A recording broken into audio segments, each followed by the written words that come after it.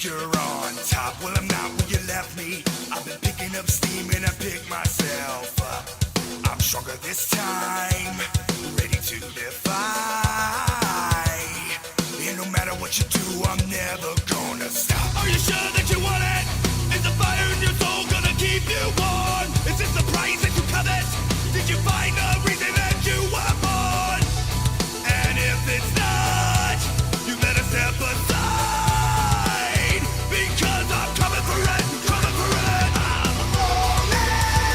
This is rage, this is war. Not falling. In a settle every score. Do you wanna run it all? Do you wanna have control? Are you all in? So you think you can top me? Guess again, is a chance you should. Doubt your little plan isn't likely. You can try, but not in my house. You had your time, get back in line. Or you can see for yourself and learn what I'm about. Do you truly believe it? Does the drive in your heart keep you alive? Can you climb to the summit? If you make it, what do you think you'll find?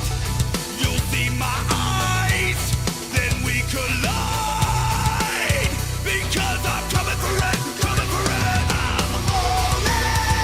This is rage, this is war. Not falling. In a settle every score. Do you wanna run it all? Do you wanna have control? Are you all in? I'm all in. This is rage, this is war. Not falling. In a settle every score. Do you wanna run it all? Do you wanna have control? Are you all in? Welcome in, are you ready to bleed tonight? This is my world, do not forget. Now you're here and there is no escape in sight. Hope you're ready to be all in. All in. All in. The end. I'm all in. This is rage, this is war. Not falling. In a settle every score. Do you want?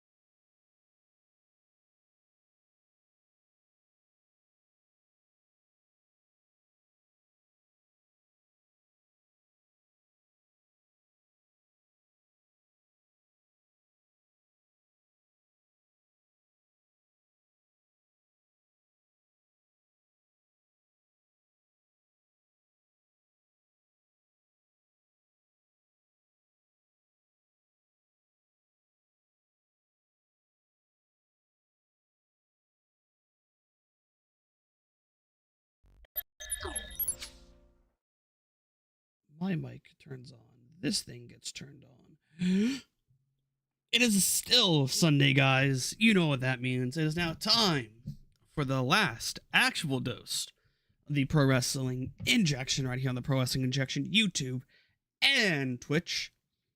We are doing For the now week. the last show for the week. We are doing the post show for AEW All In. First things first. Mike actually was able to get away with the championship this time, not via a fucking tie. Wait, are you serious? Yes. Oh, sweet. Your prediction by the 1 minute puts you ahead by 1 point. By 1 point. Now, Now I'm the undisputed champion. Now, if I would have predicted the women's match as well to go short, I would be the champion. But I didn't. I predicted House of Black, and I was short by 1 fucking minute. 1 fucking minute. But before we get into it, the news of the Jack Perry CM Punk stuff, Miro says it's false. We don't know. Only the people backstage fully know. I don't know if he meant it by that's not true, or it's just the way that it was detailed. The way it happened. Untrue. Yeah. Like it maybe Jack Perry beat the fuck out of him or some shit. We don't know. But we're not getting into that. That's for Wednesday because because we have a media scrum coming up. And it might as well keep going to be on it. Yeah, well, he should. Someone needs to make a judgment call and say, "Hey, we don't want this guy on the scrum." I wouldn't, because he's going to talk about it. No, I wouldn't. That you got to draw a hard line there. Punk's a fucking shithead. We all know this. Come on. Yeah, so I wouldn't put him on the scrum. That would actually be fucking foolish. So we opened up today's show with just Grado coming out with Paul White and Anthony Ogogo. Well, before that we had Miro and Powerhouse Hobbs. We had Miro and Powerhouse Hobbs. They did a little contract signing. They fought a little bit, and it just was a quick little thing to get these two on the show to build up their match on All Out. To be honest, I would actually preferred if they actually put these like sprinkled in the middle of the main show, just to like give people like a breather for a bit. But I understand why they didn't, and it was fine. It's just that's a reason why I like AEW shows, because they're very fast moving. It's not like the WWE shows where you see a match, then you got to watch fucking 15 minutes worth of video packages, and then you get to the next match, and then you got to watch fucking a Charlotte fucking highlight reel for a show she's not even on. So, yeah, but it was pretty good. The only thing I'm going to semi-counter you on is, I forget which pay-per-view it was. I think it was Revolution 2020, where they played like the 3-minute video packages before every match, and that's still, to this day, one of my favorite pay-per-views ever. So, but but you mentioned... I'm saying video packages are fine. I'm just not asking for it's just the way there's a certain way to do it where it doesn't suck. Yeah, I'm not it's like, I don't want 4 of them and then fucking... a backstage segment and then another promo package. It's like, Jesus Christ! Like when I watch these WWE shows, I'm trying to like, Jesus fucking Christ. But another bit of news though before we dive fully into it, All In is returning to Wembley Stadium next year.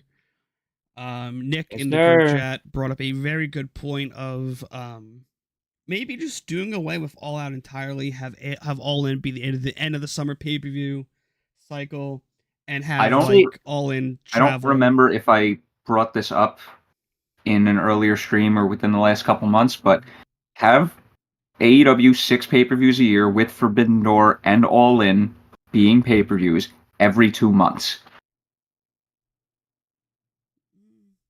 What was that? It works out best for everybody. Have a pay-per-view every 2 months. Yeah, because Revolution, Double or Nothing, Forbidden Door, All In, All Out, Full Gear. 2 months each. Because you have a very large gap in between Full Gear and Revolution some years, as well as Revolution and Double or Nothing. So just even it out a little bit. That's my thing too. It's like, I don't know if I would get rid of All Out. I just reposition it. Yeah, like, I wouldn't get rid of like the actual thing, like, because I like this gap, like Forbidden Door, and then you got All In. This is fine. And I mean, I'm gonna have more of a we'll probably have more of a grasp on things after next week. Just see how that card is put together, since we already know we still only know 3 matches. We actually did not. I expected to get some match announcements for that show, but we didn't get any. So wait, what's the third match? Is it the Ruby Casino Soho, Ladder thing? No, Ruby Soho and Chris Statlander. Oh, I must have been in the bathroom when they said that. No. That got announced on Collision. Oh, it did? Yeah. I watched Collision last night too. Okay. So I guess I guess we can just dive into everything right now because I also got stuff to do after this pro show. We kick off the show outside of the contract signing with Jeff. Yeah, they had the Jeff Jarrett thing. and Grado.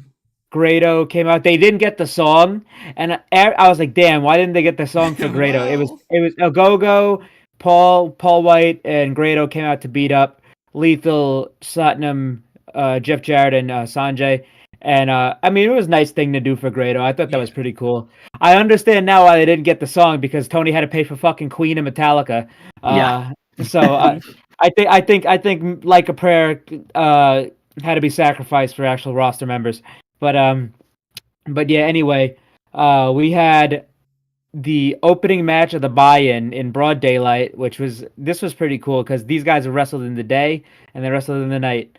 But we had Aussie Open, the Ring of Honor Tag Team Champions versus MJF and Adam Cole, Better Than You, Baby. And I mean, shit. This match was very, very good. The crowd was so hot. It was the first match, so the crowd was ready to react and ready to get going. It was the first match for all of us watching, seeing what was to come for the rest of the night. And I mean, before we even get into the matches here, the scale of Wembley and how it was set up and like the sea of humanity, and just you look at this and you realize this is AEW. You're seeing AEW guys in the ring, or New Japan guys that you've been watching, or guys that have been on the indies for a long time that have only wrestled in front of smaller crowds. It's like seeing these guys in this type of environment is so cool. Like Aussie Open has never been in front of this big of a crowd. They've never been on a Tokyo Dome show. The biggest crowd they've probably ever been on was probably some random one that they did for Dynamite. And just to see them in this environment is just so cool. At Forbidden Door. Well, yeah. So probably the United Center, but wrestling. Yeah. But yeah. No, there was a Tony Khan tweet. He's just thanking everybody. Okay. But yeah. So we had this match here. It didn't go that long. It didn't go that long, but what we got was good enough. And because I mean, we obviously know why it didn't go long, because MJF and Adam Cole, they had to have gone about, what was that, 35, 40 minutes in the main event. And they couldn't risk getting hurt. So, and Aussie Open did a great job taking care of them, because I was on edge. Every move I was scared of them getting hurt. Live with Blake, I think we were talking about first Forbidden Door that I think Aussie Open was on. Right? Or was that the second one that they were on? No, they were accompanying Ospreay against Orange Cassidy. Okay, at the first one. Okay, yeah. So yeah, Fletcher was on the second one, but on the pre-show against LIJ because Davis was hurt. Yeah. I just wanted to clear that up too because he was in the comments. I just saw this picture AEW posted on Twitter of Sue with the cookies. That's fantastic. Well, yeah, that was earlier in the day that they posted that. Yeah, I didn't check Twitter. That's fantastic. But yeah. So Aussie Open versus Better Than You, Baby, was the first match, and this was a stupid fun match. Yeah. So there were a lot of stupid fun matches on this show. This was a really good show, and we're about to talk about it. This was a very, very heavy babyface show. I mean, just Christ almighty. The reactions these guys were getting.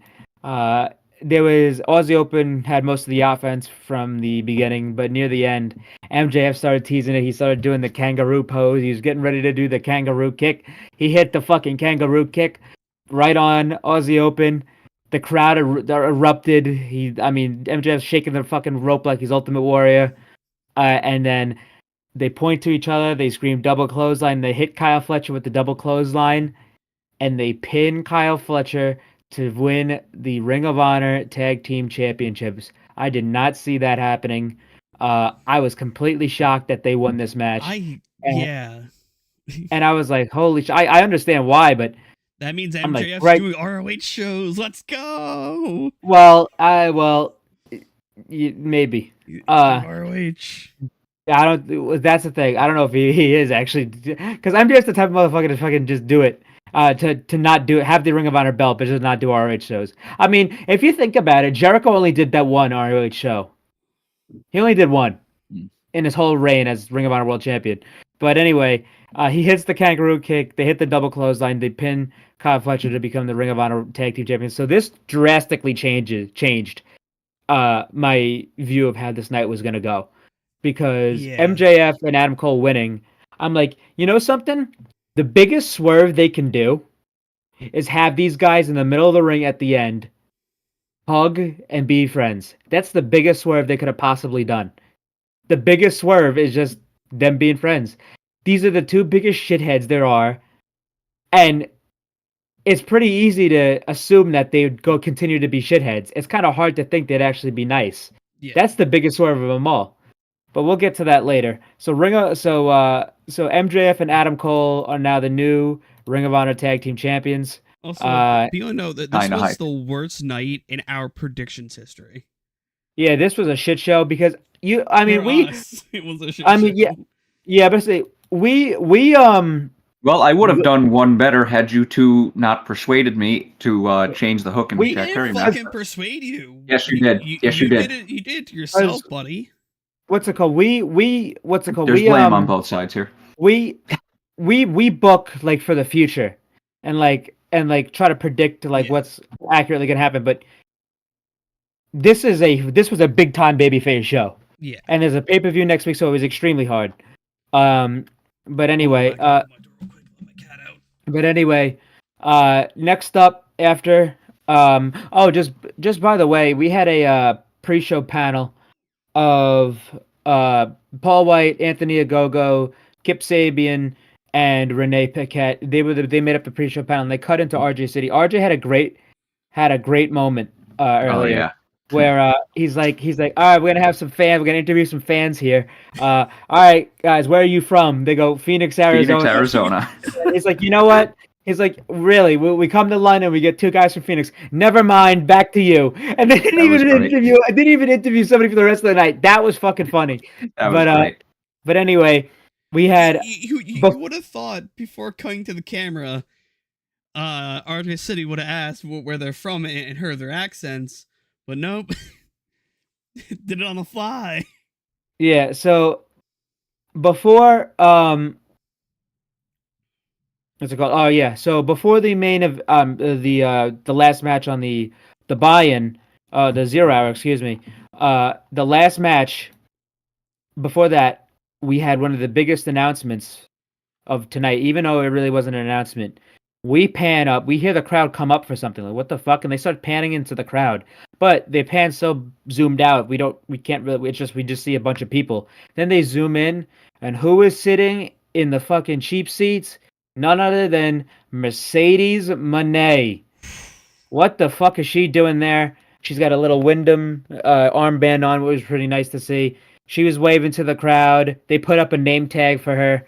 So this felt like those old NXT. Didn't get comped any fucking tickets. Yeah, so there was no comp. Well, she doesn't work there, so why would she? That's true. It doesn't matter. Everyone gets comped. But this seat like this. This felt like the old NXT shows, NXT takeovers, where they'd make a new signing and then you'd see them in the crowd, like Bobby Roode and Ricochet, Matt Riddle, Keith Lee, Drew Galloway, Drew McIntyre, fucking Matt Riddle. Yeah, I said Matt Riddle. I was there for that one. So this was just like one of those classic NXT ones, which was pretty cool to see. But yeah, it was bigger because this woman is the biggest name in women's wrestling.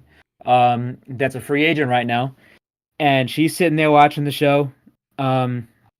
So they did that, and as soon as I saw that, I'm like, there's no way they're showing her and they're not going to work together in some sort of capacity. I mean, they're already going to probably work together for Forbidden Door if she didn't get hurt. Yeah. And I think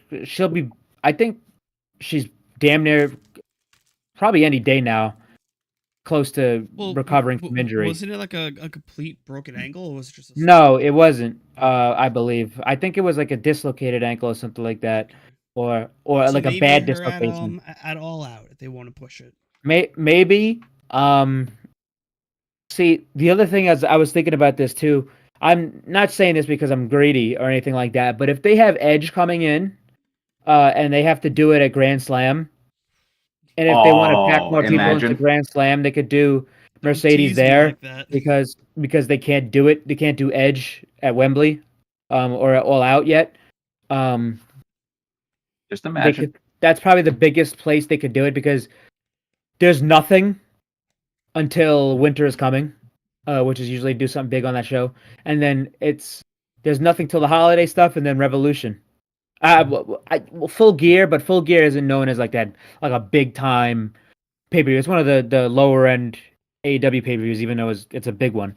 But No, anyway, MJF only won his world title there, and I was there. But okay. yeah. I mean, I'm not saying it's not a big pay per view, but it's not as big as All In or Double or Nothing. It's not on the same level as those. Come on, would it really be a stream if I wasn't making smart ass comments the whole This time? guy's a fucking scumbag. So so now I guess we can slide into the 0 hour main event. Yeah, so Which we was- had for the FTW Championship. Oh, actually, just before I say that, there was a report on the Mercedes appearance because this wasn't the only time she was shown tonight. They mentioned her commentary. The report stated that there's basically rumblings that she's going to be working with AEW in some capacity, and the source was speaking like it basically like it's fact and it's already already happened. So expect was that. I mean, they wouldn't have shown her if that wasn't the case. So, I was gonna mention Mercedes Moné was in London because I saw on Twitter before going live her taking pictures in front of the eye and everything with like the big Ferris wheel in London. I was like, oh, maybe then. Well, I forgot to mention it, but here we are right now talking about it. So the main event of just I had 0 hour up and nothing's happening yet. no. What's it called? Sean Ross Sapp, he just added some clarification to what the Miro tweet. He said it wasn't that the story was untrue. He was saying that side of the story was untrue. Oh. I think that's kind of what we were. And there's no muffins on the All In scrum yet. There's no muffins yet. It'd be fucking scones. Mindy's Bakery. It'd be scones, man. Closed on Tuesdays, or was it closed on Mondays and Tuesdays? Apparently, Simon Miller was one of the security guards for the Hobbs Miro contract signing. Oh, that's cool. Awesome. So, and so was Michael Oku. Holy shit! So, the main event for 0 hour was Hook taking on Jack Perry. This was fun. This was also what sparked the Jack Perry CM Punk stuff. But we'll get to that part when we get to that part. So Jack appears in a very small limo, getting dropped off. Then they Hook and Jack are fighting on the ramp. What now? Fucking Tony's in the ring with MJF and Adam Cole after, and this guy's fucking screaming. It's like, big holiday weekend next year. We're coming back. Does he say 9 days? 9 days. God. All in. But so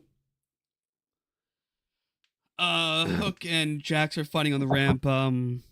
They start fighting on the top of the limo, and then it leads down to the hood, where Jack does a rolling thunder. And as he hits, when he hits the ground, he knocks on the windshield, goes, "Real glass, cry me a river." Which, if you guys weren't paying attention to the news cycle, to the news cycle, Punk had told Jack not to do a certain spot or like a certain part of his thing that involved real glass. And then, sure enough, here comes the real glass, and I think Jack gets put through it. Yeah, Jack gets put through it. So Jack Hook gives Jack a fisherman suplex through the windshield. I will say this too. Just quickly before fucking quickly before we had obviously the report, but we got that report after just to wrap everything up now, so we don't talk about it in the main show. Fucking Jack Perry, after he walked back after the match, apparently the story said that according to one side of the story, it claimed that Jack Perry approached CM Punk backstage and stepped in his face and bumped Punk. Punk was said to have pushed Perry, then apparently allegedly came at Punk and got choked. And then Miro said that's fake and untrue. So apparently all we know is that there was some altercation between Jack Perry and CM Punk. But anyway, back to the match. Perry goes real glass. What do you say? Real glass. Crimea River, which that was pretty funny because that could be missed by people who don't know, but I immediately knew what the fuck he was talking about. I was like, holy shit! I'm like, that's not gonna go over too well, and apparently it didn't take long. Brawl in. There also were reports of Punk was like, "Yo, send Jack home. I don't want to deal with him." Well, Jack did get sent home. That's right. He got sent out of the building. So fucking I would love to know because I would love to know what actually happened. Because if only one person got sent home, well, you can't have Punk go home because Punk probably is going to be on the media. Well, I mean, you could. You see, but also there's a thing. You want to keep him happy because he's your cash cow. So you keep your cash cow happy, and then you go on your merry fucking way. That's just how that is. And we can't have anything proper. So Hook did pick up the win, locking in the Red Rum. Yeah, he hit the Red Rum. They did a lot of suplex. This was one of Hook's longer matches. Yeah. But yeah, this was very good.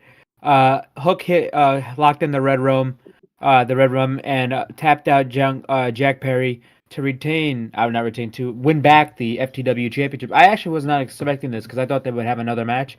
I think their rubber match is set for Grand Slam. I feel now. Maybe because for another Hook match at Grand Slam. Yeah, that's the other thing too. With us not knowing the All Out card, and it's a week away, by the way. Yeah, we only know 3 matches. That everything has to be set up on Dynamite and Collision. I mean everything. There's 3 official matches. I'm pretty sure that there's 5 unofficial because they did mention Mega. Well, I wasn't even going there because QT on TV did mention the casino ladder match or but that's something just, like that. Yeah, but they usually have that a match. Happens. Well, no, that's a match. So yeah. So that's 4, and then 5 Takeshita Omega. They said Orange Cassidy has to defend on Wednesday. If they won the Stadium Stampede, so he's defending on Wednesday. That could set up something for All Out. Like I wouldn't really. I think him and Moxley is probably likely, or him and Claudio at least, or something like that. So, is there a rematch between MJF and Adam Cole? No. Okay. Now at this point, I don't know when the turn's coming. Yeah, but I said no. But how could they do that? Well, we'll talk about it when we get there. But I don't know how they could do that after what just happened. A week after? If this was like 3 weeks away, it would make sense. But I think doing the turn next week loses its impact. As if Mercedes just tweeted out, "Wrestling is not a love story; it's a fairy tale. Everyone is different. Everyone is special." Those are 2 quotes from Wyndham Rotunda and Hana Kimura. But that was pretty cool. So Hook does retain, and then we go into the first match Hook of wins the back. night. Yep.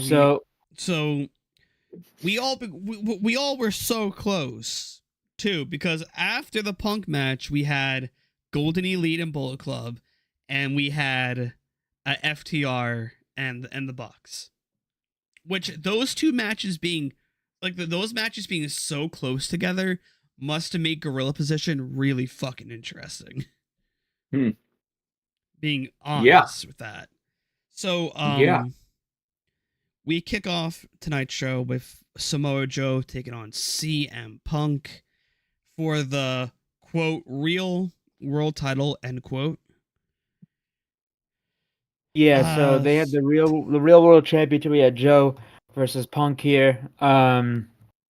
Joe, I love seeing Joe walk out to that arena after seeing fucking Poncho Joe at the Tampa WrestleMania, and then Joe was on commentary for the Mania before that, and then the Mania before that, Joe was in a fucking 3-minute match with Rey Mysterio, and that was it. I was happy to see Joe get on like this big of a match Yeah. in front of this crowd. But yeah, so we had Joe versus Punk.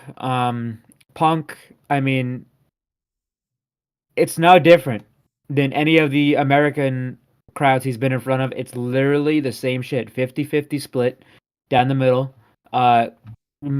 They say it on commentary all the time. It's a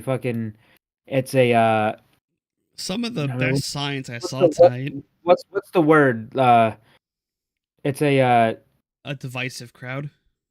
divisive crowd, like I forgot what the word is, but it's he's not loved, but he's not hated. But there's people that do love him, and there's people that fucking hate him. There was I want to talk about one sign that I it kind of popped me a bit, and it was the CM Punk sign. CM Punk sign that said, "Best in the world at being a little bitch." That actually was like front row, really good sign. Also, the FTR sign. Well, when I'll get to that. We'll talk about that.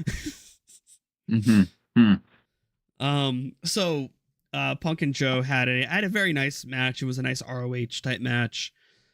Punk got busted open early by taking a swing into the fucking into the announce table.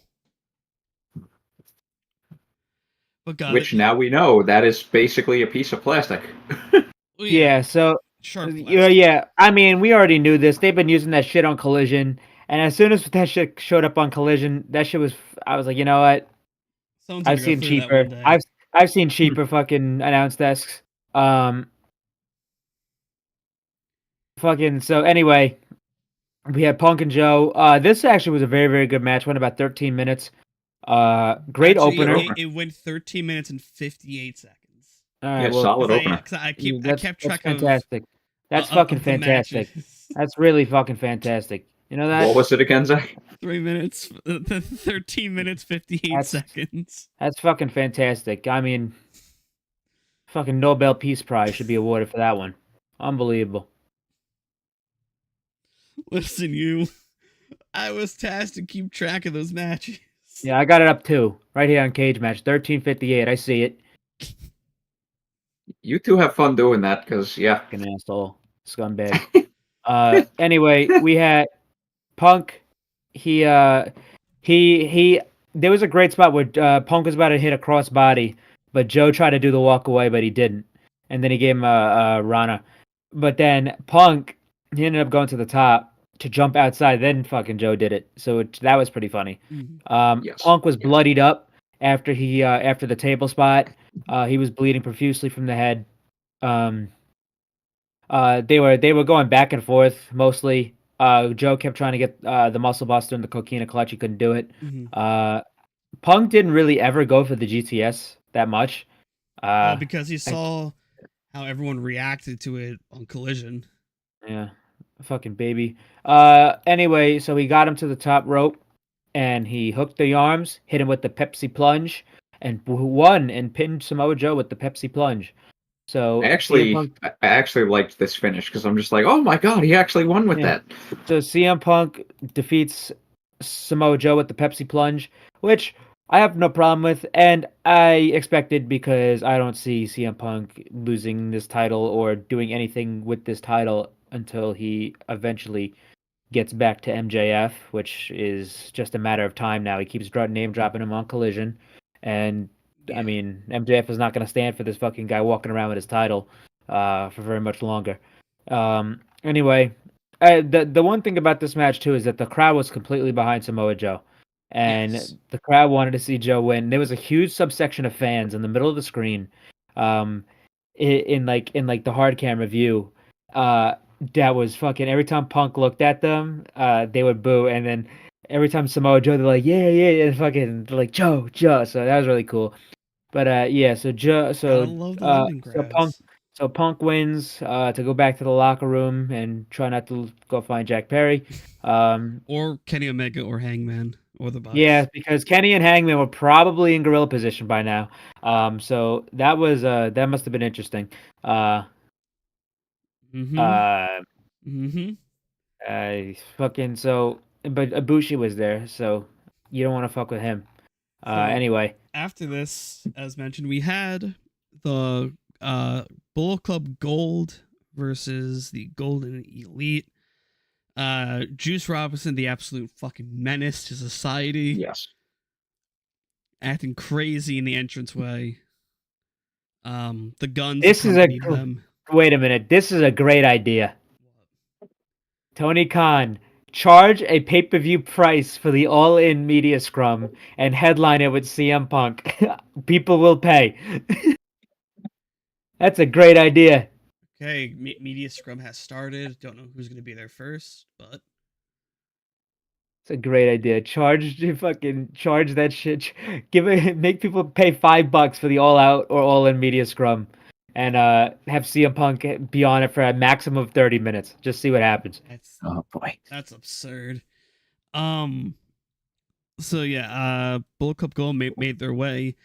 Then out comes Hangman. He comes out first. Also, a noted that I saw in my in the group chat I was watching the show in, Jay White was wearing the same attire that he fought Kota Ibushi in, where they unify the titles, I believe. Yeah. If I'm not mistaken. So right, Christian? He wore so what's it called? I think because he had two white attires. He had the white and black, and he had the white and red. Mm. Because this was a very, very common thing in tonight in the show tonight. And I want to emphasize this. The unification was the white and red. Okay. So this was new. But there's a purpose for this, why he was wearing white. A lot of people were wearing white tonight because it's a very common thing amongst pro wrestlers that you wear white before the biggest match of your career. Or the biggest night of your career. It's very common. It happens in New Japan a lot, and obviously with Jay from New Japan line of thinking, I wouldn't be surprised if that was the case. I mean, it happened a lot tonight with the House of Black and Osprey. There's probably more that I'm forgetting. MJF, yeah. Yeah, but anyway. We had the Bang Bang Gang, the Collision Cowboys, the Top Shelf Gunslingers, the Golden Guns, the fucking Bullet Club Golds out here. They're no longer the ass boys. I love the entrance where fucking Juice is on his all fours. He's literally is fucking howling like a dog.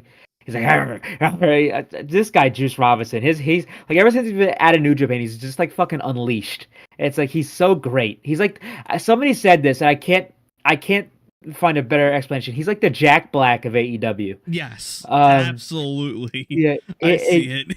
Yeah, he can't do any wrong, and he could do anything. But yeah, so it was really cool to see Jay Juice and the Golden Guns come out here, and then they walk to the ring. Then we had Konosuke Takeshita with his fucking ambiance with Don Callis. Here comes Takeshita. Then we had Hangman, which was cool. The entranceway was set up like a stable, like a horse stable. So that was pretty cool. Hangman shows up. He got pyro. I think he was the first pyro of the night. Actually, no. The fucking Bullet Club got it a little bit. They didn't pan on it though. Then you had the Golden Star, Kota Ibushi, which he looked so much better than he was at Blood and Guts. He was a bit more looked like. He was leaner. He lost some weight. Yeah. He was more defined in his muscles, which that showed in his work. He looked like the Kota Ibushi of old. It just didn't look like he was ready to go yet. And plus, that was the first match he had. Blood and Guts was the first match he worked in some time. He has a couple matches under his belt. Tony Khan says he can't comment on the incident between Jack Perry and CM Punk. It is being investigated, but he can't say more about it. Oh, The first person up is Eddie MJF. Kingston. No, MJF. Oh, MJF. So what Eddie the fuck am I Kingston looking at? was just there as. Oh, he just came to give him a hug.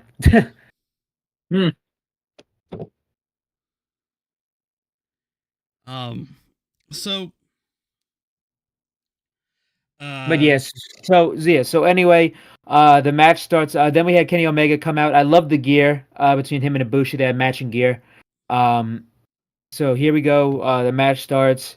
The crowd is adoring Omega. They keep chanting for Omega. This was really cool to see. But the match itself was fantastic. Hangman and Juice started the match. Just seeing these guys in this environment is just so cool. I could say that about every match. But this is their mania right now. Yeah. Oh yeah. This is definitely their mania. At least the closest thing to it, because obviously they're going back next year. I don't know if that's going to be a stagnant place.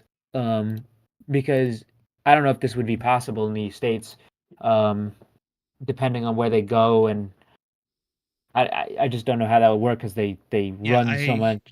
They run America a lot. That's why. I think if they are to do an all-in in America, I wouldn't jump to a football stadium immediately. I'd do like a baseball stadium.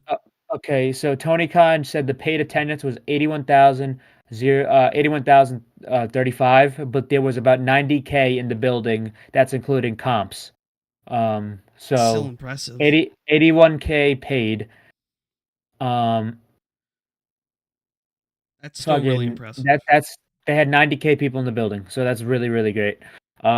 Anyway, yeah, so Callis was on commentary. There was a great spot between Ibushi and Takeshita where Kenny was getting beaten down. Ibushi just walks in the ring and just fucking kicks him in the back of the head. He just kicks him and they start going at it, which they mentioned on commentary that Ibushi and Takeshita and Omega, they all knew each other from DDT, because back when Ibushi and Kenny were in DDT, Takeshita was about 18 years old, 18 years old, and they were mentors for him. So it was cool to see him in this scenario here. But yeah, we had Jay White in there with Hangman and Omega and stuff like that. Great shit going down here. I'm not gonna recap move for move, but there was Takeshita did it again, like he did to Ishii, where he fucking just walked in the ring slowly and down smashed. I'm kidding. He walked in the ring slowly and he fucking hit this guy so hard with a forearm that it sounded like it was like a gunshot to Omega. But yeah, they got into exchange, a V trigger. This was just a beautiful. The ending sequence was beautiful. Oh yeah. The finish was excellent. I thought the finish was great. There was a great spot where Kenny did the "You Can't Escape," and he did a backflip, and then Hangman hit the moonsault and battery, which it was basically like their version of more bang for your buck. Yeah. Which is the Young Bucks' old finish, but. But anyway, yeah. Sorry, I'm losing track of my brain right now. The finish came. Sorry, I'm like snacking on goldfish. I'm starving. So the finish ended up being they were going a mile a minute. Yes. Jay was it? Kenny tried to get Takeshita up for the one winged angel. He couldn't. Hit V trigger on him. Hit V trigger on Juice. Hit the V trigger on Jay. And as soon as he hit the V trigger on Jay. He kept going for the blade run, but as soon as he hit the V trigger on Jay, Takeshita rolled this guy up by his tights, and claimed the victory. To the shock of pretty much everybody, he completely rolled this guy up. If I had just one nitpick about this show, that they might have used a roll up a little bit too much. Yes. But I thought it was warranted here, because obviously it's going to play into probably next week. So I thought for this match, at least, it made sense. But yeah, we'll see how that goes. But yeah, so the Bullet Club Gold and Konosuke Takeshita take the win. In a great 6-man tag team match. 100%. A match I actually got right. Same. After this, we led into FTR versus the Young Bucks. They played the video package from the countdown show about how just like the Bucks talking about how Cody's the one that came up with FTR, which pretty much stands for fuck the revival. And then like the revival's like, hey, yeah, they piggyback off our success. They hated us. And yeah. What's up, Christian? I see you. Ooh. Oh MJF boy. MJF said to Tony Khan that he would like to go to the Aztec Stadium in Mexico. Ooh. A Mexico show? That'll work. Well, They have so much Mexican talent. I mean, obviously, Bandito, the Lucha Bros, Phoenix, the AAA Lucha and Bros, MLW Commander, would be okay. Commander, Vikingo, fucking Santana and Ortiz. Obviously, they have a lot of Yeah. Latino talent. I mean, look what just happened with Puerto Rico and WWE. Yeah. That was a great show. So, yeah. So, the Bucks make their way out first with for Freddie Mercury inspired attire. MJF had a joke about the little incident. He goes, MJF joke about Hulk Hogan saying he was in Japan and America on the same day. We're not just an alternative. We're a gang of fucking misfit toys. Yeah, sometimes we don't get along. We are misfits, but we put on the best fucking professional wrestling shows the world has ever seen. Mm-hmm. Indeed. He's not wrong. And Cheers to MJF for saying that. so FTR then makes their way out as well. Also, God bless the cleanup crew after the Young Bucks streamers. Those were there for the entire fucking night. Yeah, so the Bucks come out dressed as Freddie Mercury, and they had a little special thing.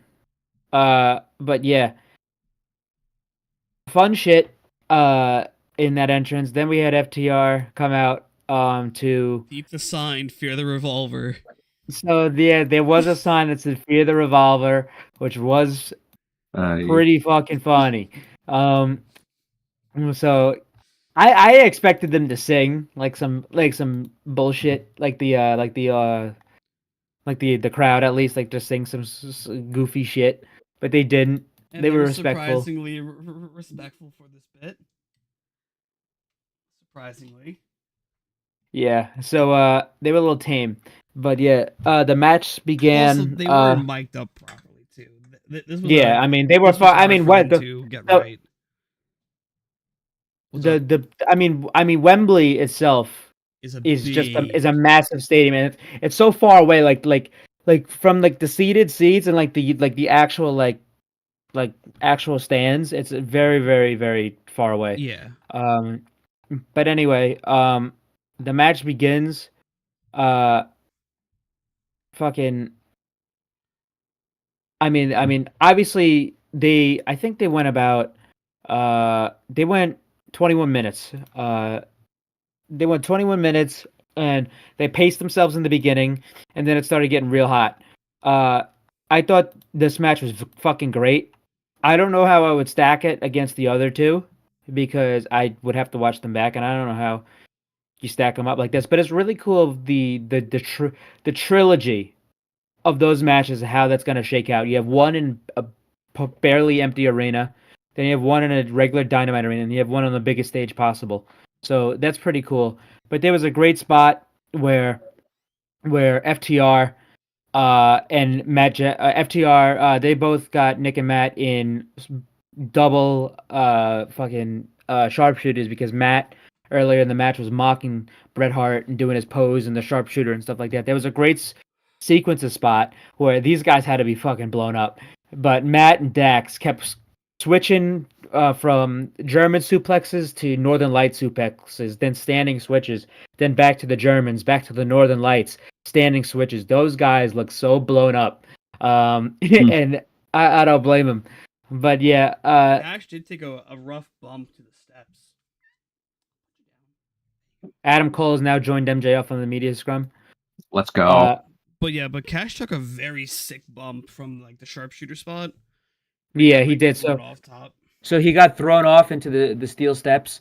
Oh wow, they're discussing maybe like a forbidden door with AAA or CMLL, but it would have to be either or, because it can't be both. Yeah.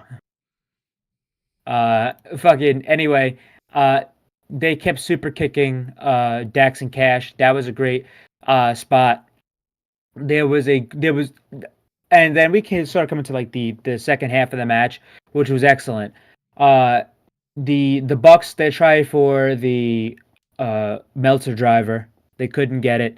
I believe FTR, they go for the BTE trigger. They go for the BTE trigger. I think somebody got kicked out of it. And then later on, they actually did hit the BTE trigger, but the Bucks kicked out. The Bucks went for the Shatter Machine. They didn't get it. FTR went for the Shatter Machine. They got it. Matt kicked out. Then they hit the spike pile driver. Both teams hit a spike pile driver. There was a spot where the Young Bucks hit a Shatter Machine on FTR, and and one of my favorite spot, in the match was the callback to their first match, where where Nick was down. Actually, no, Matt was down. Cash said, "Fuck it." I'm like, "Don't do it, you fucking idiot. This is how you lost the last time." But he goes for the springboard 450. He fucking missed. Matt super kicks him and pins him the same exact way, holding his knee, for the pin. But he kicks out this time. That was a great callback. There were a lot of Bucks hitting each other here via, and a lot of FTR hitting each other. But ultimately, FTR picks up the win here. Well, I also want to mention FTR. They had a Bray armband, a Jay Briscoe armband, and a Brody armband. Yeah, so that was pretty cool to see. But yeah, Dax had all of them. Cash only had the Bray one, I believe. No, Cash had all of them. At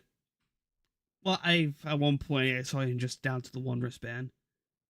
He might have fallen. Yeah, he might have fallen off because I thought on the entrance they had him. I could be wrong then. Yeah, I don't know.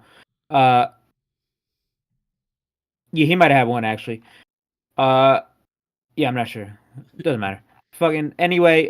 There was a great spot though. The camera got this perfect where, Cash was down. Mm-hmm. They hit Cash, and then Dax was like, "Fuck it." So he turned around because he knew the Bucks were behind him.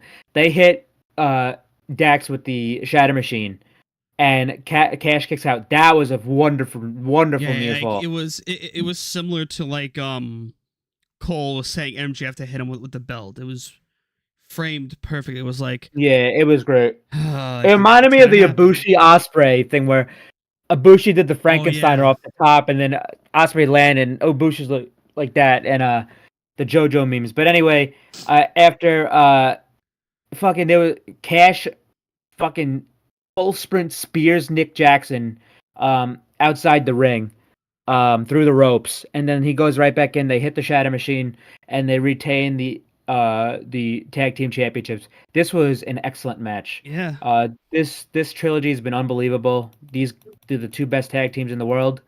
In my opinion, two of the best tag teams of all time. But it was, after the match, the FTR went to go reach out their hand to the Bucks for a handshake. Bucks leave. Are we gonna get the heel Bucks again? Yeah, so yeah, they go for the handshake, and they didn't expect it. And I really like that because, in my opinion, heel Bucks are 10 times better than babyface Bucks. Yes, and it's not like they're going back to the tag division, so they're not going to be doing trios and stuff that often. And it's like they don't have to be babyfaces while Kenny and Hangman are too. They could be heels while Kenny and Hangman are babyfaces, vice versa. I mean, how long were they fucking babyfaces when Hangman was? I mean, how long were they heels when Hangman was a babyface? So it's not like they all have to be the same thing at the same time. They could be heels, and Kenny and Hangman could be babyfaces. So we'll see. Sean Ross Sapp confirmed that Punk will not be doing tonight's scrum. Crisis averted. Damn. Probably for the best. Should have Punk on there, come out with like a few scones, maybe a biscuit, maybe some toast with beans. I'm hurt. I'm tired. I'm in fucking Britain. So after that, we would then go into was it Stadium Stampede after this? So no, next actually yeah, it was. Next up, we had the return of Stadium Stampede, which I got the under. I'm I'm so happy I got the under on thinking that one. thinking that this was only the fourth match is like fucking crazy to me.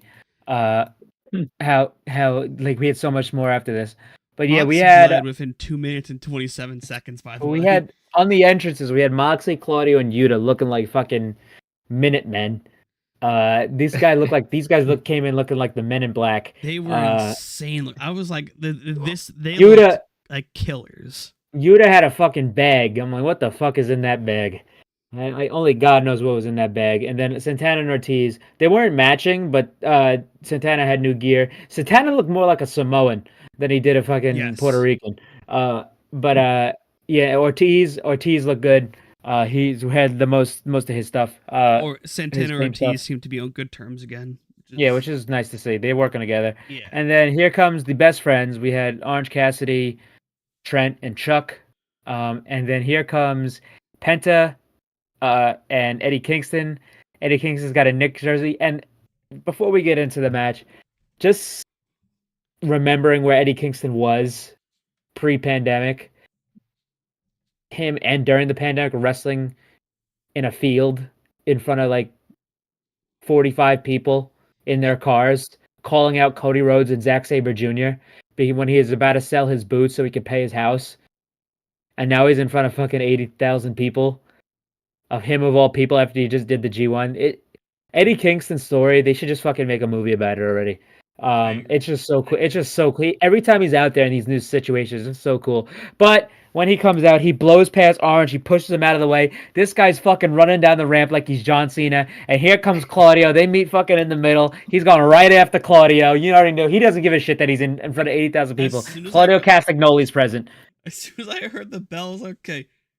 Because, like, so, I had to mention again. Oh, bars and tones across the... Okay, never mind.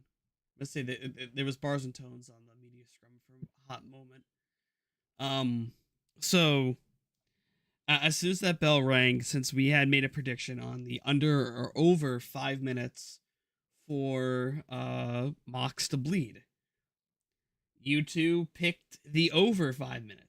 I should have known. I went safe with the under.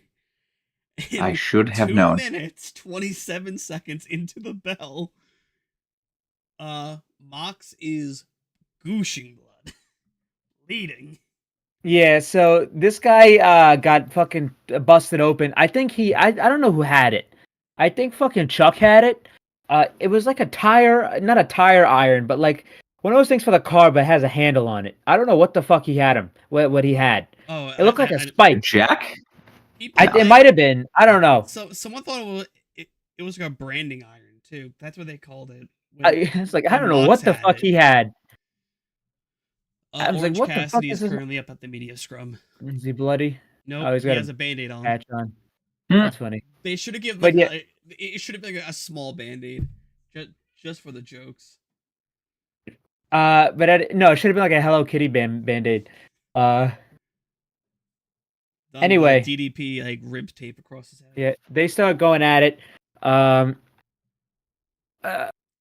Listen. I'm not gonna break this shit down. This was insane. Let's see what so I mean, Claudio. So basically, there was two halves of this match. Claudio, Eddie, Wheeler, and Chuck. They all ended up in the crowd and in the midst of the arena. Santana, Ortiz, Penta, and Moxley. What section was that by? 252 or 253, whatever that was? It was like the it was like the higher suites, as they called it. Oh yeah. They call it like the executive suites. It was just fucking insane. Eddie Kingston fought a random dude.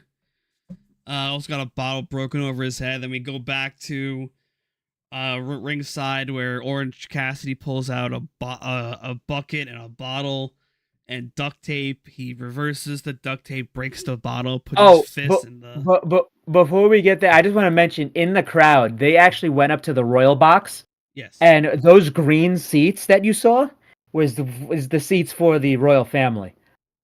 Those were the green seats. They're the only seats that are colored like that. The only color they have red seats and they have black seats in Wembley. Was the But royal family those in greens, attendance? the royal family were not there. That would have been really fucking funny if they were. I would have loved to seen Eddie Kingston in the same vicinity as fucking Meghan Markle. I would have loved to seen him hit her with the fucking Oracle, but that's neither here nor there because they need to respect their goddamn privacy. Anyway, there was a great spot in there where they were in like the concourse, and there was this fucking guy in a Blackpool Combat Club shirt that was way too animated. I'm like, this guy's got to be. He was way too close, and it was way too animated. I'm like, this guy's got to be a plant, and it sure as shit he was.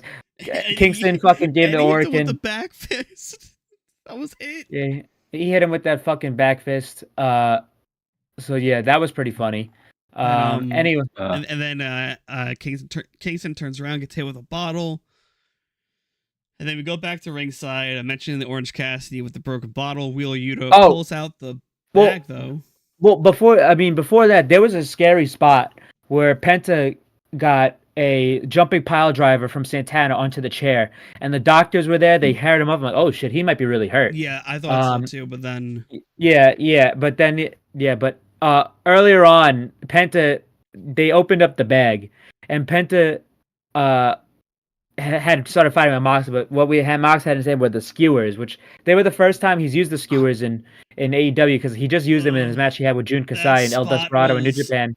But he fucking Penta reversing, was nailing Moxley. You could see the skin. Didn't he use those during Blood and Guts? It wasn't as powerful, though. No, he had the nail board, right? No, I'm pretty sure he went into Blood and Guts with those too. It wasn't as brutal as this one. No, it wasn't as brutal, but he was... It was your typical skewer spot. This one was like your This one was fantastic. Early 2000s skewers. This one was fantastic. Because it just like, you see the skin pulling from his head. It was just dangling there. It's like, oh. And the bag comes into play. Everyone said that Wheeler Yuta had a gun at one point. He did not have a gun. Wheeler Yuta didn't. Wheeler Yuta did not have a gun. I probably would have loved if he did, because that would have been fucking funny. He's got a gun. Wheeler with the That's heater. That's my favorite Stone Cold Steve Austin and NWO WWE clip. We just started roasting him. Steve Austin pulls out a gun. Nash goes, "He's got a gun." They see Steve Austin shoot it for a moment. Well, thank God Brian Pillman Jr. was not here. That would have been a sad situation. So Jesus. Yuta pulls out a screwdriver. He's gonna go hit Chuck with it. Chuck ducks out of the way, and the screwdriver gets stuck in the top thing. Penta just showed up. Penta and Alex Abrahantes just showed up at the scrum. I don't know why. They're talking to Orange or something. But anyway, yeah. I love when Sue rolled up with the cookie sheet. They all thought she was driving too. I mean, Moxley went in the window and gave her a kiss. That sent Trent off. That sent Trent off. He was pissed. And then Penta came back as Penta Oscuro, his alter ego, like his darker persona. And then he ended up giving a sunset flip to Santana through the table. Off a broken ladder. Yeah. I was scared though. I was scared though on the skewer spot, because when Penta gave him the fucking Made in Japan, he still had the skewers. I'm like, oh my god, he's gonna push this shit into his brain. I'm like, oh my fuck. And then they fell out like on the way down. But anyway, that was wild. Yeah, but anyway, we ended up getting close to the finish. Claudio gave Orange the big swing. I mean, this is the most bloody I've ever seen Orange Cassidy. Mm-hmm. And I love the spot where Cassidy, Trent, and Chuck gave Yuta the hug. And in the middle, because he used to be a best friend, and then they beat him down after. But Claudio gave him the swing. Kingston comes back, because we didn't see Kingston for a little bit. Kingston came back after. Before that, Claudio's fucking giving this guy the swing, and then Trent and Ortiz they suplex each other off the top through tables on the outside. Then, if it was a blink and you'll miss it, Moxley fucking suplexed Chuck on Legos. Yes. So that was cool. But anyway, yeah. So, Orange Oh, ends was up this the wrapping. match that they kept cutting away from the freaking pinfalls? I don't know. Every now and It pr- then, but it wasn't as frequent. Yeah. There So was a few where it was just like you literally kept it. There was one pinfall in there. particular. They kept the camera on the I think for pinfall for All 1, Out, 2, and then it's cut away. I'm looking at the media scrum. I think All Out is going to be Penta and Orange Cassidy for the international title. Ooh, well, Looking maybe at is how that Wednesday? Because Well, Wednesday is to defend it. I don't know. I'm watching this on mute because I got to have you Oh guys yeah, your guys' it's audio. either I would, Wednesday. It's probably Wednesday then. either way, sign me up. Yeah. Yeah. Anyway, we had Orange wrapping up his fist. And he puts it in. He breaks the bottle. He puts it all over the glass. That was creative spot. I really liked it. And this guy, he's fucking jabbing his fist in there. Eddie comes back with a chair, and they were saying he looks like Similar Terry Funk. Similar to his spot with the gasoline from Anarchy in the Arena. Oh, He was coming Yeah. out bloody, Wild. holding the chair like. Yeah, it's fucking. So yeah, he's coming out. Fucking Moxley. He's in there with Mox and Orange. And I forgot what he gave Mox an Orican. He gave Claudio an Orican. He gave them both 2 Oricans, and then he shoved Mox through the barbed wire fucking board. And Mox. and then Orange hit Claudio with the orange punch with the glass fist. And then that was the 4th orange punch, right? yeah, he hit him a couple times. Yeah, because it took him 3 just to get Claudio down. Then he got the tape out, put it in the glass, and then hit him. Yeah, so It he was a gave him the crazy orange punch. spot. He so Orange Cassidy pins Claudio for the victory, and the Eddie team of must the be best very friends, happy. Eddie Kingston and Penta, win the Stadium Stampede. I love the shot at the end where Moxley and Eddie are in the board all bloody, and he's fucking giving the finger to Mox when his But face also, isn't even turned to him. Mox had a piece of his eyebrow just dangling. Oh, that Yeah, was, he had a piece of skin falling off this guy. I mean, Jesus Christ dangling Almighty! in his peripheral. Jesus.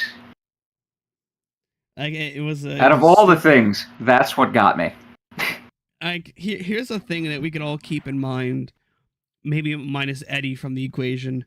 If Blackpool Combat Club turns face again, like full on face, they have people to help them in a multi-man situation.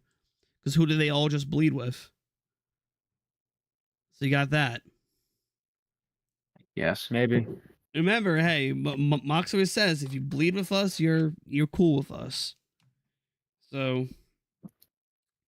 after this was So after this we had the women's fatal 4-way match for the AEW and as soon Women's World Championship. as soon as I saw Soraya's entrance, I was like, well, I guess she's winning. So Saraya comes out to "We Will Rock You" by Queen. with the whole I don't even want to begin to think how much that fucking cost.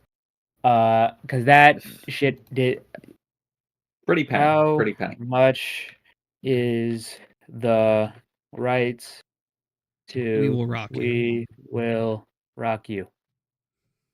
I would say at Here least we like go. $1 million. Theatrical rights worldwide. The website. Here we go. How long is it? Let's see. All right. Thanks for not telling me. Fuck ass.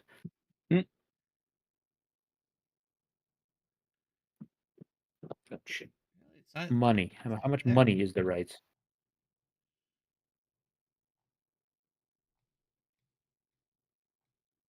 Why am I sign the fuck out and sign into the I don't know. It doesn't tell you. But anyway, that shit costs a lot of money. However, we had Saraya come out with the whole Knight family. Her mom was there. Her dad was there. If you watch Fighting with My Family, the documentary or the movie, I mean, you should probably understand this. They had Zach Zodiac out there. And actually, there is one person that you really need to watch out of this family. His name is Ricky Knight Jr. He was on. It's Saraya's nephew. He was in the blue suit with the red tie.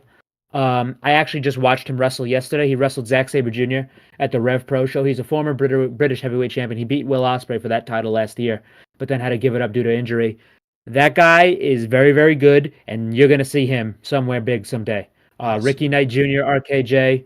You got to remember that name. That's a quick little preview because that guy. I mean, even the match he had with Zach, um, yesterday was fucking fantastic, and he had a 5-star match with Will Ospreay, last year. So, Ricky Knight Jr. You gotta pay attention to. Yeah.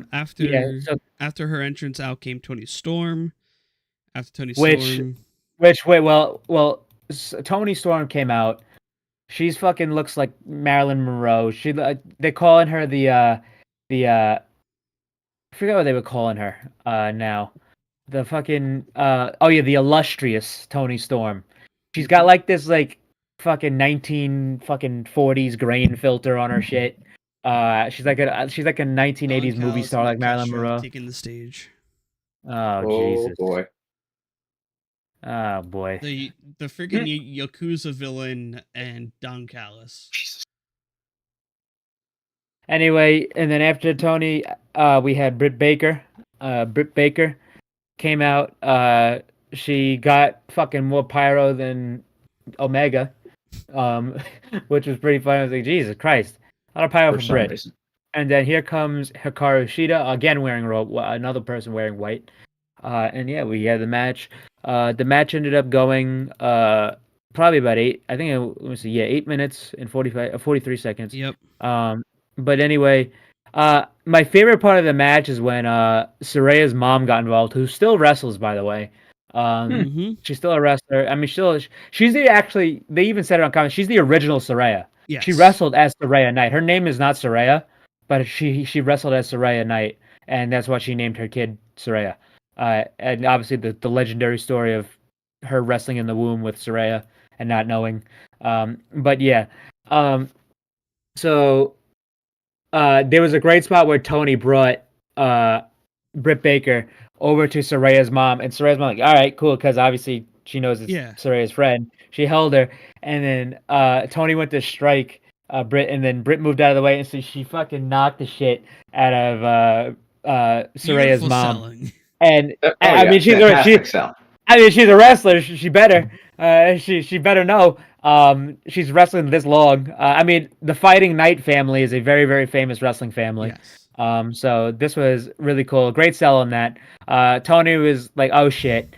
Saraya was like, "What the fuck?" Saraya gave us a new meme face for wrestling because her face just went, "Huh?" So she was really pissed off at Tony. Which I mean, I get. But then they start fucking fight. But before that, they were trying to pin Britt, and they were trying to pin Britt. They're like, "Wait, we talked about this. Like, hold up, move aside. We talked about this." So yeah, they were trying to pin. So that started the dissension. Then she hit Saraya. She put her in the corner, and she took the turnbuckle off. And here comes Ruby Soho to try to fucking get this shit under control. Ruby's like, Tony, don't do it. You're going to break her neck. Which half the time wrestlers say that. I was like, okay, yeah. This time, I'm like, yeah, you're probably going to fucking break her neck. Because I don't know how people haven't broken their neck or gotten concussed thus far with Tony Storm. But yeah, then she walked over. She fucking waffled Ruby Soho. Ruby leaves. She's like, wait, Ruby, I'm sorry. Ruby walked out. See, I was actually surprised because I expected Ruby to do something else, and I thought Jamie was gonna make an appearance to like run her off or something like that. But it's okay. She immediately left. She's like, you know what? Fuck this. I'm not dealing with this. Not my not my problem. So that put in So then fucking they're going at it. Saraya and Tony's like, what's your problem? What's going on with you? And then that's when Shida and Baker got involved again. They're all going crazy. And then they were just fighting for a little bit. And then we had a roll up from Saraya. I forgot who she pinned. Saraya, I think, pinned Shida, I think. Did she? Okay. I believe Saraya pinned Shida to get the win. Yeah. So if Saraya rolled up whoever, I think probably Shida, to win the AEW Women's World Championship in her home country, in her hometown, in Now, front of does her she family. drop it immediately And at All and Out? and listen I thought it was a great moment for her. It was a really big babyface heavy show. Obviously, she was a babyface in her Yeah. own country. It was a great moment for her. And what this felt to me was like a token run. I mean, it's already cool enough that she's even wrestling after coming back from retirement from that neck injury in front of this crowd. I mean, it's a really cool moment for Saraya and her family. So I have no problem with that. I do see it as a token run. I don't see it lasting long. I really could see a future where she drops the title at All Out next week.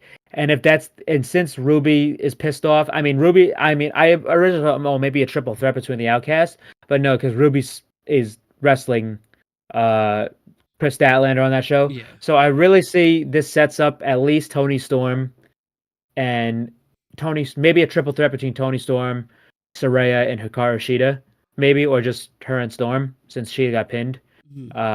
But we'll see. But yeah, a cool moment for Saraya and her family, and I don't see this run going that much far. Just maybe just a little token thing here. After this, if I We had remember, the Yeah, coffin match. After this, we had the coffin match between Swerve Strickland and Christian Cage versus Sting and Darby Allin. So we had DJ Woo Kid and Flash Garments, who, well, DJ Woo Kid came out at Arthur Ashe for the Acclaim match back then. what? Okay, so Tony Khan announces that the winner of Orange Cassidy versus Penta on Wednesday will wrestle Moxley at All Out. Oh, baby. Yeah, it's gonna be. So Moxley and Orange. So But yeah. I have my gripes with these coffin matches. I think sooner or later, Darby at least has to lose one of them. I can't have it. Can't have. I mean, it doesn't have to. Well, but like then every single coffin match becomes predictable. Well, this one wasn't. I agree because we all thought it would make sense for the heels to go over here. Anyway, yeah, so they had Flash Garments who sings his song, and then we had DJ Woo Kid. Yeah, so Swerve did the Who's House. So here comes Sting and Darby. They actually kind of got this a little bit spoiled for me on Reddit because somebody was walking through London. They saw them filming this, but Darby was following Sting, and Sting was dressed up as Jack the Ripper mixed with the Joker Sting, and all of a sudden they come out to fucking Seek and Destroy by Metallica, and I was like, what the fuck? And they're like, How much did that cost? Queen and Metallica back to back. That shit was not cheap. That's why much did Grado that didn't cost? get his fucking theme song. Metallica's like close to $1 million probably to get that. Can't be as much as like a classic song like "We Will Rock You." Christian doing his research. So apparently there's Seek and Destroy reserved package, $518 to $698. Really? Okay. Interesting. So yeah, Darby and Sting come out to that, and pretty much almost anyone who got a licensed track tonight was probably gonna win. And I thought, Yeah.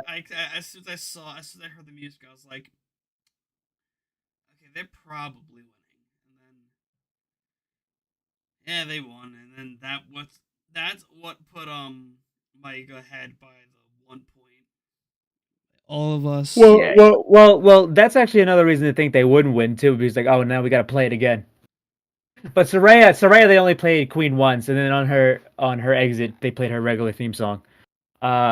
But anyway, we had so we had Sting and Darby.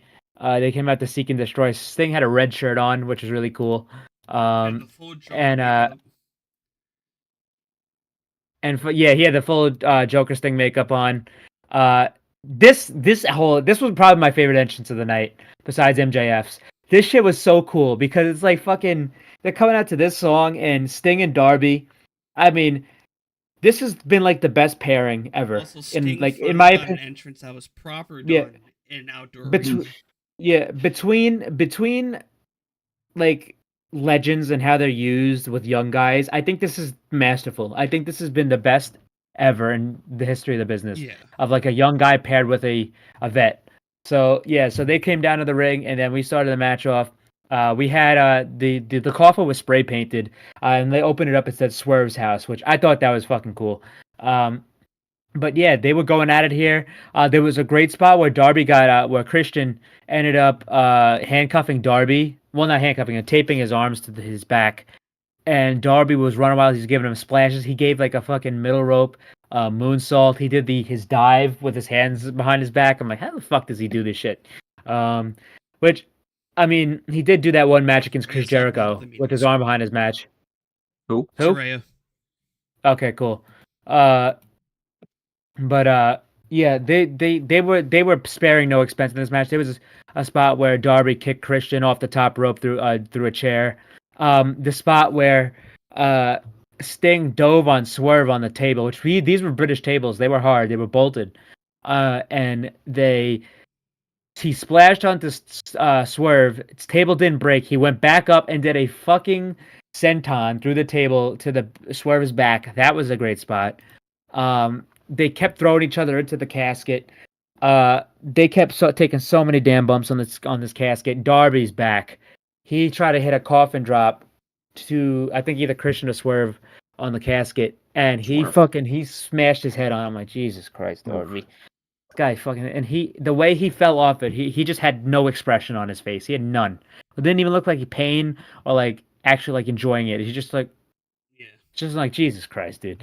And, No, that was the look of, God damn it, why did I do that? so then, coming up after, It was a rethinking your life choices look. they were getting closer towards the end because I got stuff to do after this. So I kind of want to speed through some of these matches, cover the highlights. Towards the end, Swerve was about to put Sting in the casket. He dropped his bat in there with him. Dumb move, very dumb move.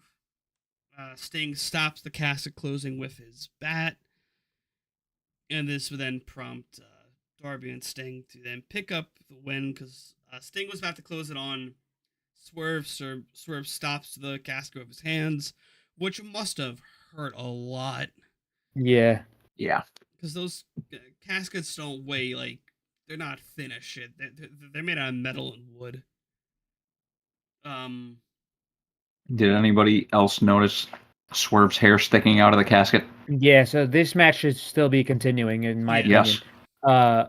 But anyway, yeah, so they blocked Swerve in the casket and they won.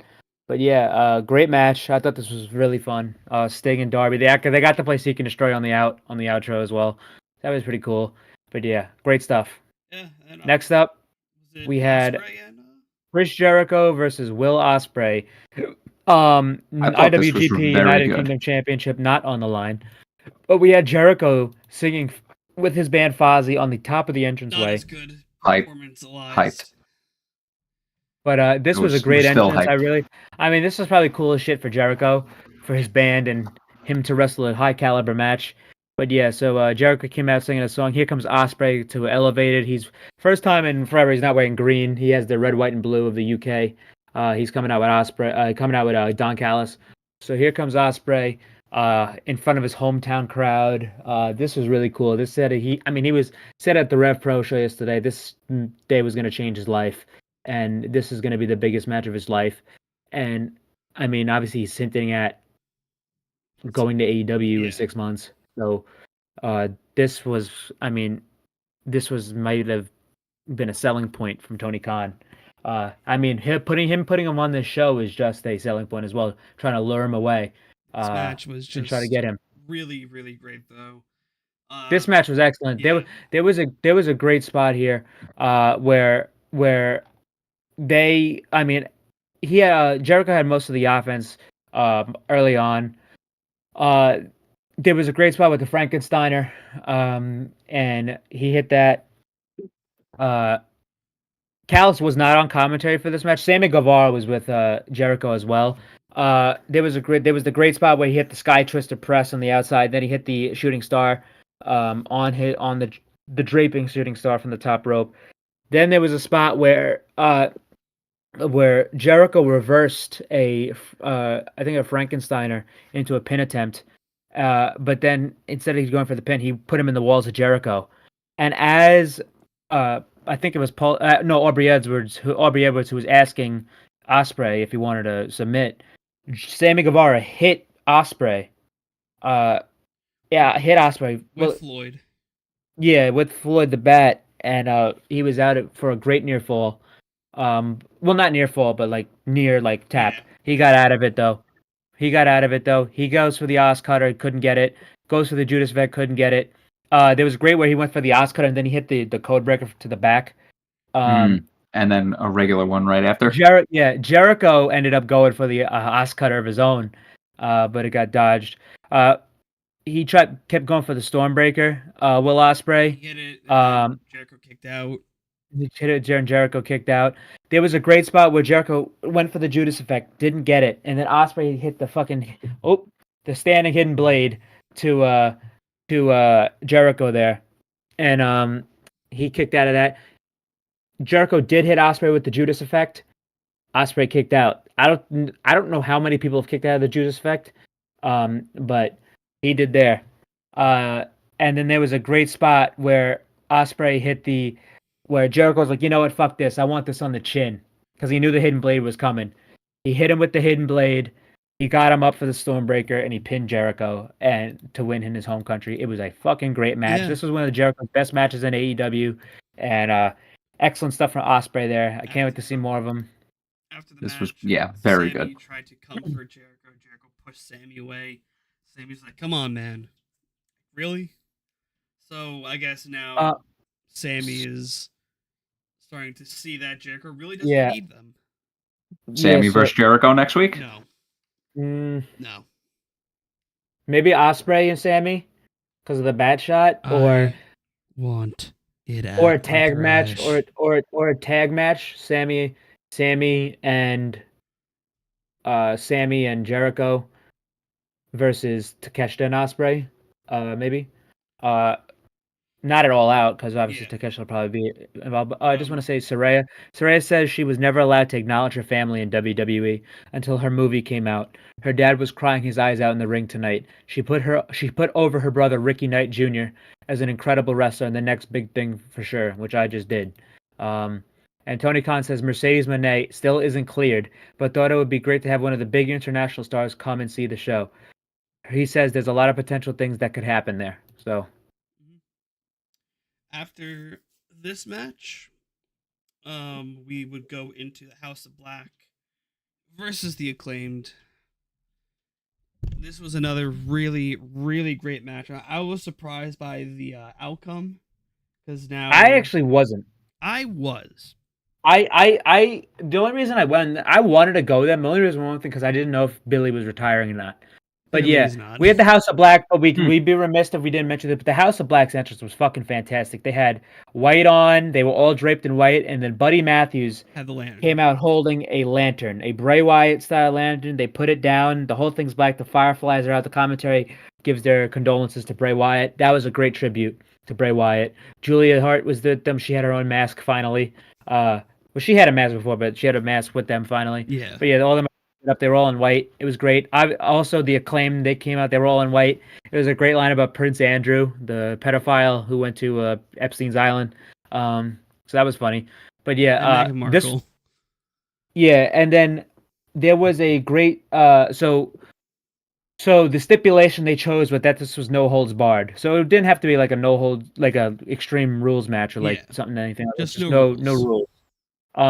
So yeah. No tags, not really anything.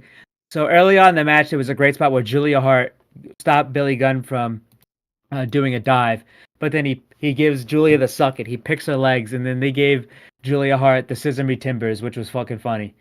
They're showing the spot again with the skews in Moxley's head. But anyway, so they give her the Scissor Me Timbers, which was fucking great. And I mean, after that we had Brody King. He did a fucking crossbody into the fucking barricade after Billy Gunn moved. That was great.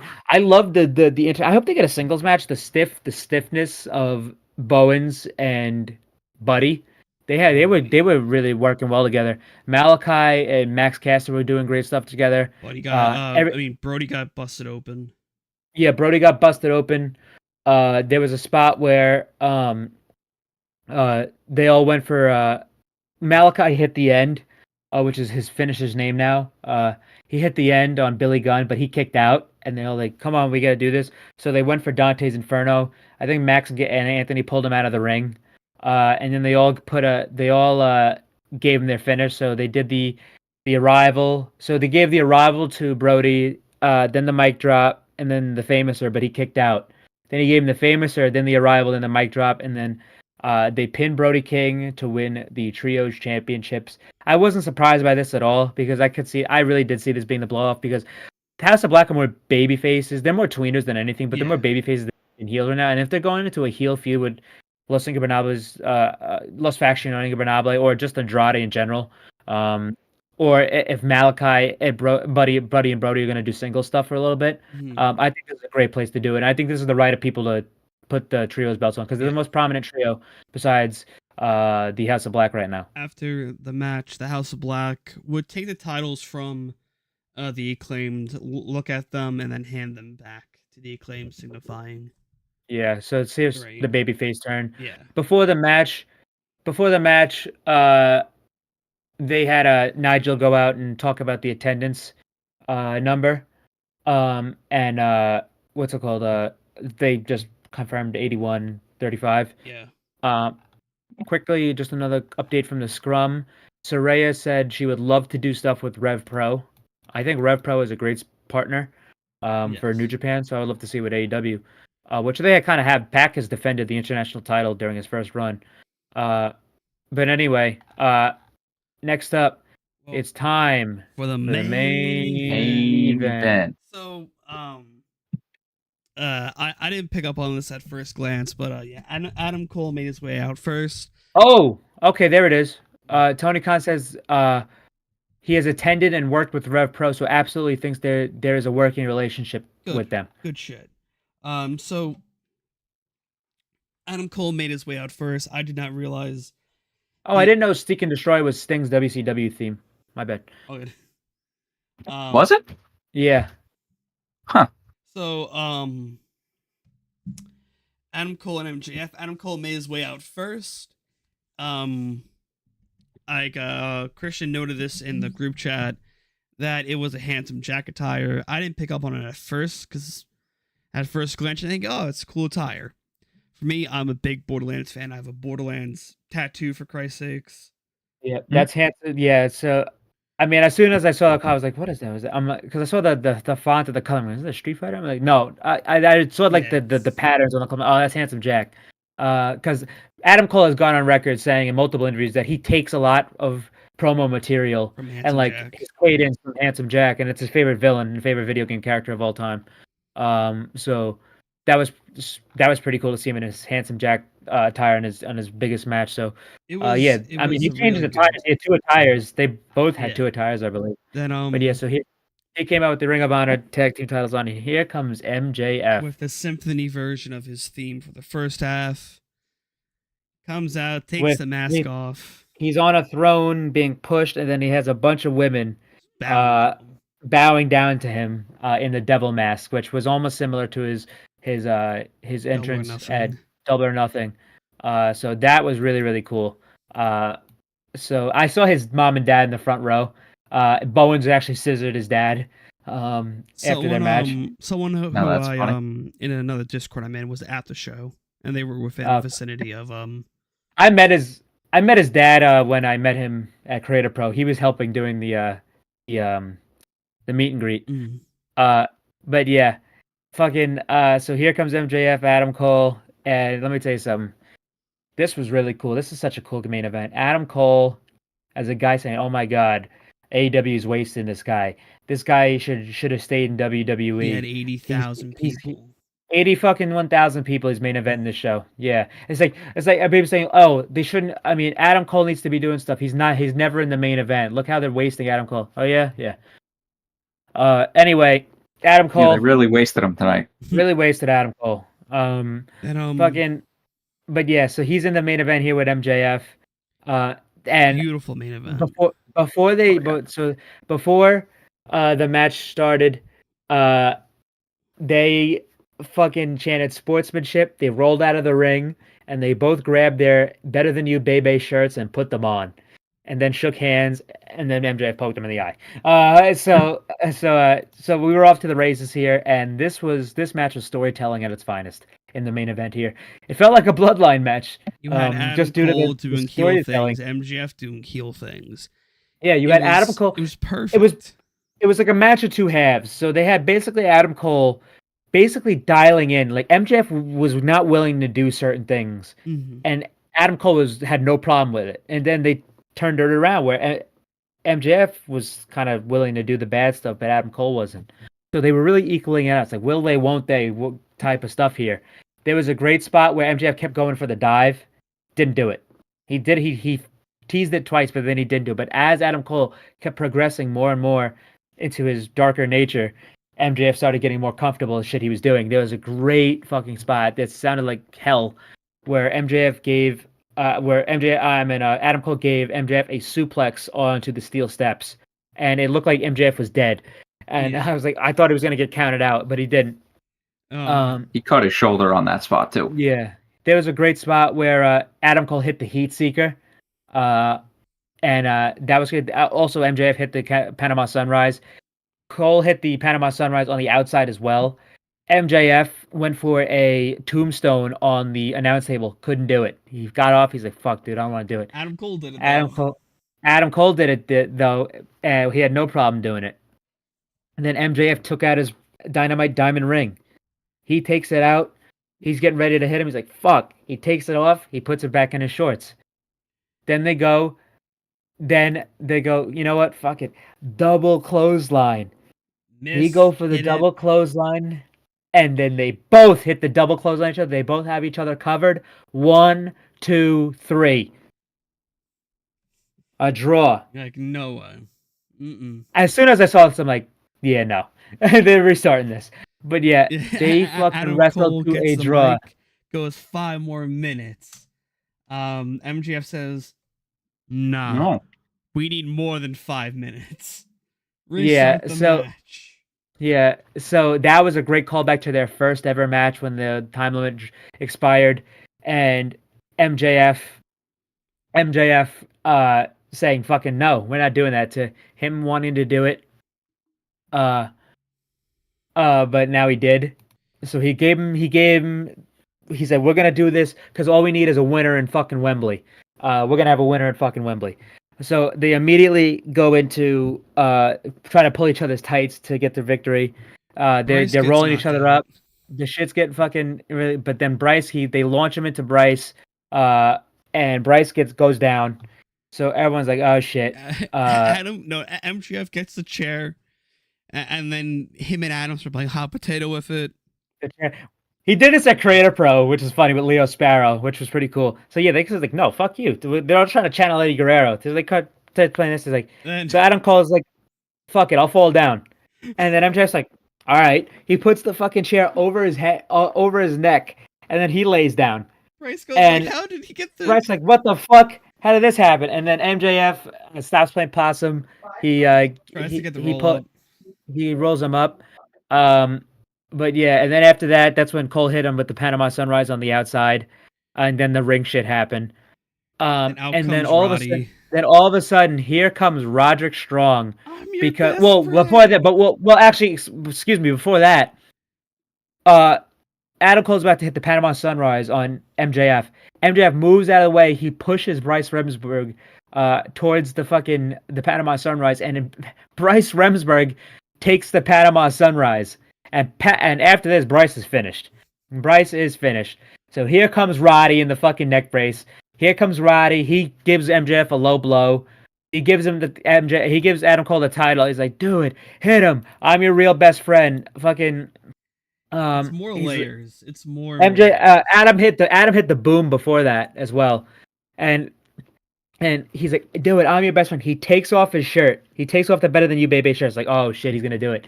He fucking has the title. He's ready. He's ready. Then he fucking drops the title and he doesn't do it. And I think after that is I don't know.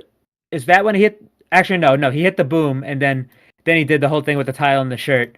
He takes it off. He's getting ready. He fucking pins him. He doesn't do it, but he pinned him, and then fucking Bryce did the slowest count imaginable. MJF kicked out, and they were going crazy here. And then the match ended where MJF ended up rolling up. He ended up rolling up Adam Cole to retain the AEW championship. And Adam Cole is fucking beside himself.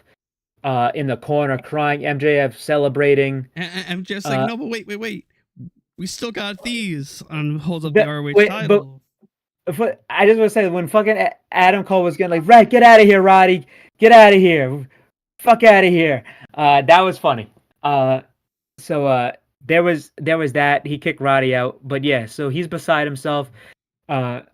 He's like he's trying to console Adam Cole. He has the both belt. He brings in both the Ring of Honor tables. Like, we have these. Adam Cole throws it out of the ring. MJF's like, are you fucking kidding me? Was this all this was for? Was this all about this? All about this? You lying two-faced fucking sack of shit. You lying two-faced piece of shit. He's cursing this guy. He he's throws like, you the want this to title take it. at Adam Cole, saying, "You want to take it? You want it? Take it. You want it, take it. This Fuck is it." gonna make the heel the turn even more like." And then he sweeter. turns around. He's like, "Fucking do it." Doing what Adam Cole did. Because I was like, MJF never did it to Adam Cole, but maybe Adam will. But he doesn't. He drops the title to the chagrin of Roderick Strong. Fireworks and he and noise, fucking- fireworks and confetti. And then he drops it. He turns MJF around, and they fucking hug to both the delight of the them crowd. did the fist thing to each other's backs. They both did it. So yeah, so that's another wrinkle. Roddy fucking immediately gets down, starts walking out. Taven and Bennett were there to console him. Taz had the best line. This table is covered in confetti now. Yeah, so that was funny as shit. And then they're fucking hugging. The pyro's going up. They're celebrating on the ropes. Roddy, and that's how Taven, and that's- Ben are just watching. They're crying. That's how when that went off there. And it was actually really cool to see Roddy in the bowels of fucking NXT not being used to being involved in the main event of this fucking gigantic fucking event.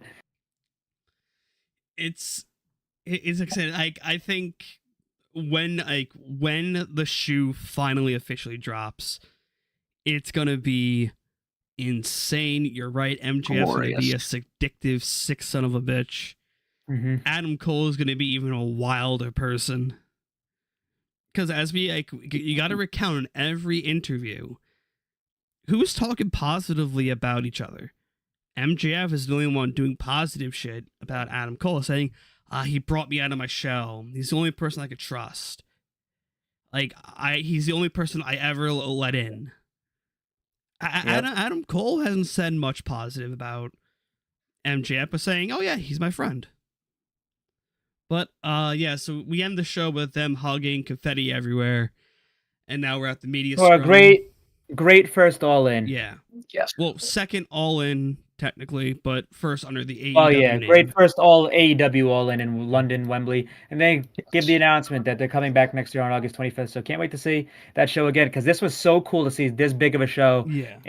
with AEW in this type of environment. It was just so cool to see. A lot of these guys have never felt this before, and it was excellent, excellent show. Though we all can agree, probably no one wrestler of the week. It's the entire AEW roster. Absolutely.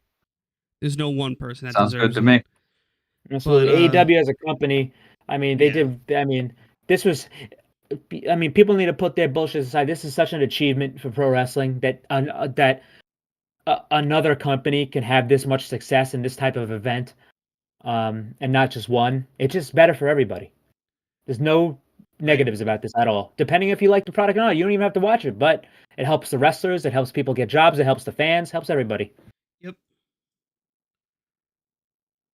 I realized I had both audios playing from Discord, so hopefully it didn't sound too shitty. I had both things up. All right, but guys, without further ado, we will all see you Wednesday for the well, I will see you two on the 20th. it'll be me and Christian spearheading a Dynamite post show for a bit. So guys, without further ado, don't forget to like, comment, subscribe, share, whatever you can to do to help promote us. We just hit 61 subscribers on our YouTube channel. Soon, very soon, we'll be at the 1,000 mark in a matter of like 2 years, I feel. Then we can finally get partnered. Then we'll get like nice. get the AdSense. All right, guys. So thank you all for watching, and we'll see you Wednesday. Goodbye.